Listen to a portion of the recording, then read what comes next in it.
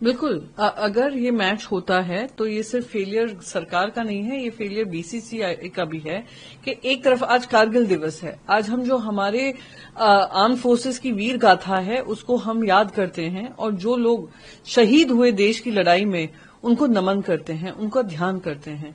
और उसी दिन पाकिस्तान के इंटीरियर मिनिस्टर जो पीसीबी के प्रेसिडेंट हैं ये अनाउंस करते हैं कि एशिया कप होने वाला है यूएई में। और अगर इंडिया और पाकिस्तान मैचेस होते हैं, मैंने जब ये क्रिकेट लेजेंड लीग हुआ था मैंने इसके ऊपर आपत्ति जताई थी। मैं खुद वो मिशन सिंदूर का हिस्सा थी जो पार्लियामेंट्री डेलीगेशन सब तरफ गई थी और हमने एक ही बात रखी थी, there can be no talk with terror. अभी तक वो पहलगाम के जो टेररिस्ट हैं अभी तक फरार हैं, उनको ढूंढना हमारी प्राथमिकता होनी है। जब केंद्र सरकार ने बाकायदा ये कहा there can be no talk with terror, हमने इंडस वाटर ट्रीटी को अबेयंस में रखा है। कल ही सीडीएस ने कहा, हमारे देश के सीडीएस ने कहा operation Sindoor is still ongoing. तो क्या हर देशवासी को इसमें हिस्सा लेकर पाकिस्तान को लेकर कोई भी वार्तालाप करनी चाहिए? जब कोई और कल्चरल रिलेशन हमने कैंसिल कर दिए, उनके यूट्यूब चैनल्स ब्लॉक कर दिए, उनको हमने ट्विटर पे ब्लॉक कर दिया, तो किस तरीके से बीसीसीआई को ये अलाउ किया जा रहा है कि इंडिया और पाकिस्तान के बीच में मैच हो? हम लोग सब, सिर्फ मैं ही नहीं, देश का हर एक नागरिक इसका विरोध करेगा, क्योंकि आग अभी भी ज्वलंत है पहलगाम के बाद। और जिस तरीके से पहलगाम का आतंकवादी हमला हुआ, देश एकजुट हुआ, और देश एकजुट इसके लिए भी खड़ा रहेगा कि इंडिया और पाकिस्तान का मैच तब तक नहीं होगा जब तक पाकिस्तान जो आतंकिस्तान बना है अपनी नापाक हरकतों को बंद करेगा। कोई फ्यूचर स्टेप आप as a member of parliament? नहीं, सबसे पहले तो मैं अपने गवर्नमेंट ऑफ इंडिया से पूछना चाहती हूं कि किस आधार पर इनको ये परमिशन दी जाती है, जब प्रधानमंत्री एक तरफ कहते हैं कि अगर एनी एक्ट ऑफ वायलेंस करते हैं पाकिस्तान की तरफ से आता है we will treat it as an act of war. एक तरफ हमारे सीडीएस कहते हैं operation Sindoor is ongoing. प्रधानमंत्री जब कैबिनेट मीटिंग रखते हैं उसमें डिसाइड होता है Indus water treaty is in abeyance. कोई कॉन्वर्जेशन नहीं है, कुछ नहीं है, तो ये क्रिकेट मैच क्यों है?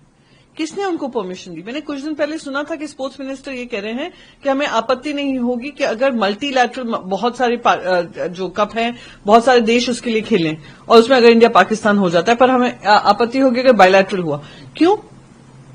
आप पैसा कमा रहे हैं, जनता के आतंकवादियों ने हमला किया, वो 26 जाने जो गई, शहीद जो हुए, आज तक उनको न्याय ऑपरेशन सिंदूर के माध्यम से मिला, आर्म फोर्सेस के माध्यम से मिला, पर जो आतंकवादियों को पकड़कर उनको सजा मिलनी चाहिए वो अब तक नहीं मिला है।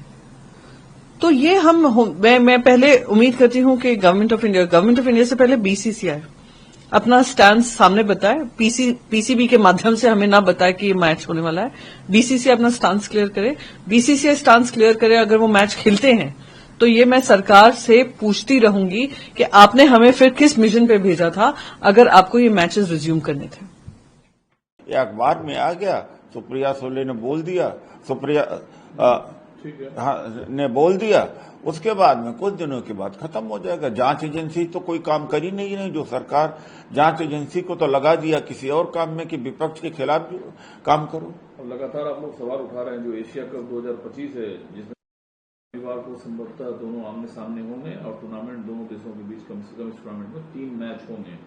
अब कांग्रेस सवाल उठा रही है कि बम और खेल रक्षा मंत्री ने कहा था नहीं हो सकता है, ये कैसे हो रहा है? नहीं, यही नहीं कह रहे हैं, ऑपरेशन सिंदूर चालू है। ये बड़ा त्रासदी है भाई। ऑपरेशन सिंदूर चालू तो इसका मतलब पाकिस्तान से भारत का युद्ध चालू है और युद्ध भी और खेल भी साथ चल रहा है। ये बड़ा आश्चर्य की बात है। ये तो प्राइम मिनिस्टर ने भी कहा, डिफेंस मिनिस्टर, कि ऑपरेशन सिंदूर चालू है। तो भैया एक तरह से भारत और पाकिस्तान का युद्ध भी चालू है और दूसरी तरफ सितंबर में क्रिकेट भी चालू कर रखा है। ये है इनका मतलब कि दोहरी नीति।